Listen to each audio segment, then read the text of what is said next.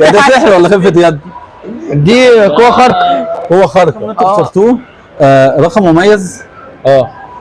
مميز صح؟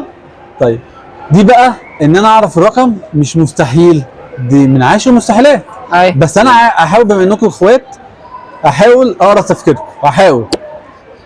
انت قلت لهم الرقم واتفقتوا معاه، مين اللي اختار الرقم في الاول واتفقتوا بعد كده مع بعض؟ ولا انتوا؟ هو انت اختار الرقم. انت قائد دايما. طيب الرقم ده عايزكم انتوا الثلاثه تفكروا في الرقم وتقولوه بصوت عالي بس جواكم من غير ما تنطقوا وانا احاول اسمع.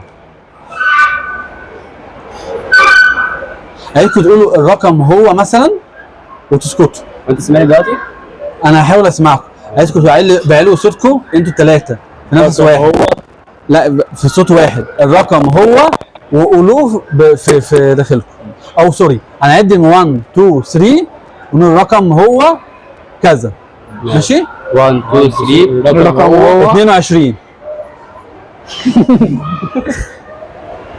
واحنا اخترنا 22. احنا كنا 20. هو 22؟